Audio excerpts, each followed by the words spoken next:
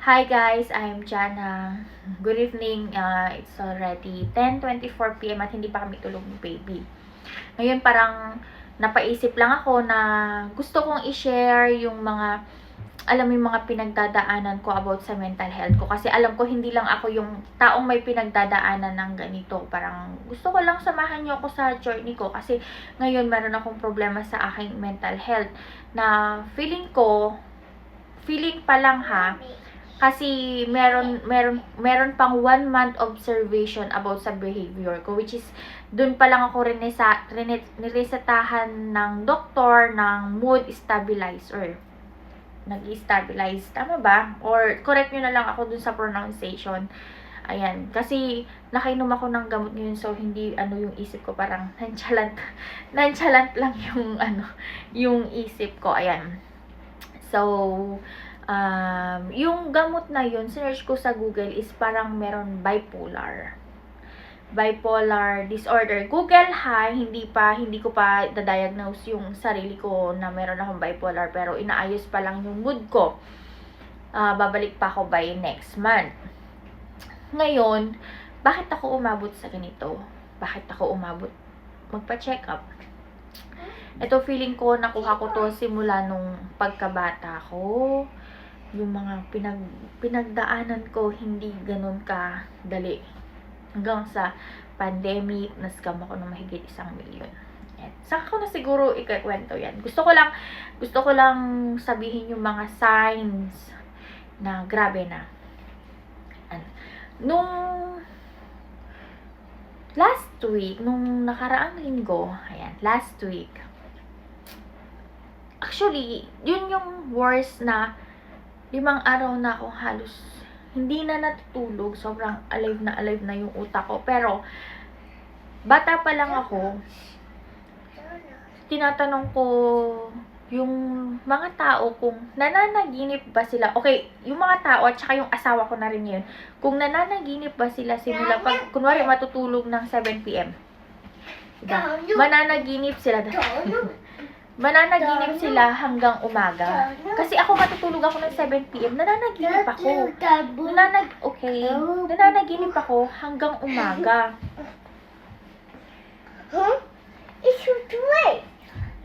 Nananaginip ako hanggang umaga. Tinatanong ko yung asawa kung normal lang ba yun. Sabi niya hindi. Sabi niya ganun. So, yun, sige. Kaso, dumating na sa point na hindi na ako natutulog. Nakatitig na lang ako sa kisame, ganyan.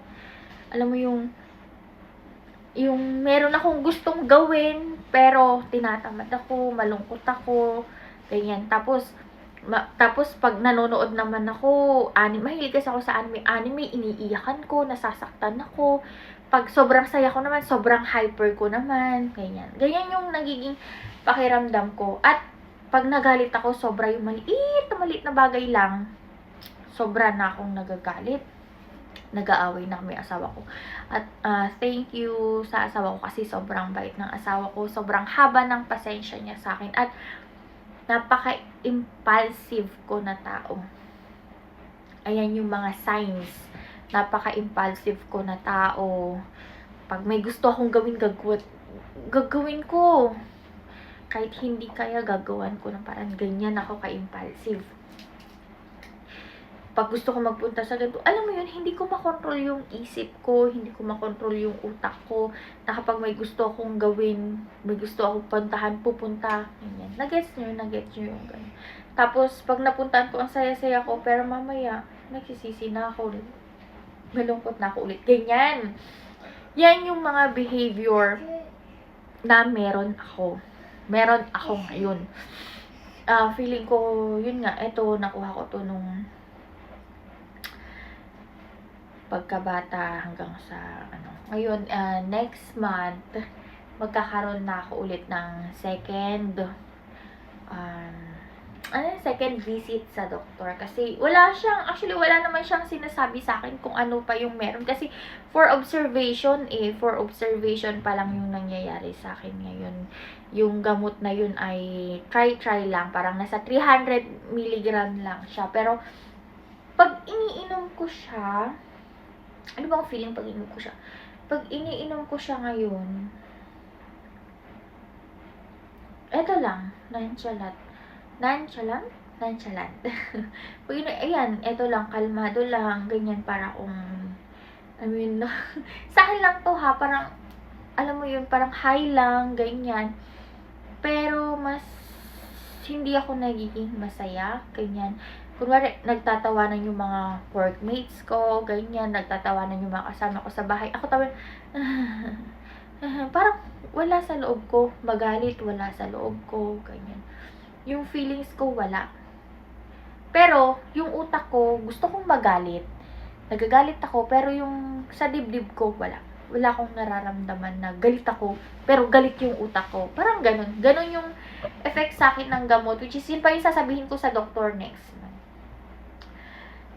Tapos, ayun, kanina, nagda-drive ako. Sinigaw, may isang kotseng sinigaw. Kasi nga, ano yun, one way. Etong si tanga, meron akong dalawang kotseng sinundan, which is, ang oras na nun is parang 8:59, magna-9 na, basta magna-9 na. Di, may dalawang kotseng sinundan. One way yung daan. Hala, yung sinundan ko yung dalawang kotse, merong nagbaba ng bintana. Kasi nakababa yung bintana namin, kasama ko yung kaibigan ko. Yung nakababa yung bintana namin. Sinigawan ako. 9:30 pa ate, 9:30 pa. Hala, nag-hysterical ang lola mo. Buti hindi ako hinintuan ng kotse na yun. Ganun ako ka-hyper kanina. Pero kanina umaga pa ako nakainom ng gamot. Tapos ngayong gabi, ganun ako ka-hyper na nag-hysterical na ako. Tapos na umuwi na ako dito. So, pag uwi ko, inom ng gamot kasi okay lang naman kahit walang tiyan. Ay, walang laman. walang laman yung tiyan na uminom ng gamot. Pag inom ko ng gamot, ito na yung feeling. Ganyan. Parang, maramdam ko ngayon parang utang na ewan. So, yun lang. Kung meron kayong symptoms na kagaya sa akin, feeling ko magpatingin na rin kayo sa mga professionals na hindi naman siguro nagpapatingin sa psychiatrist, is sira ulo na, di ba? Para maayos lang siguro yung mental health natin.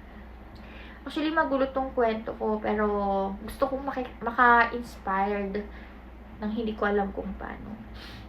At sana samahan niyo ako sa mga pinagdadaanan ko, ganyan. Kasi hindi rin biro ang magkaroon ng mental health. Siguro, next time na lang natin pag-uusapan. Kung interesado kayo malaman kung ano yung nangyayari, kung bakit ako stress, bakit nag-trigger yung nangyari sa akin. So, yun lang. Babush! Bye!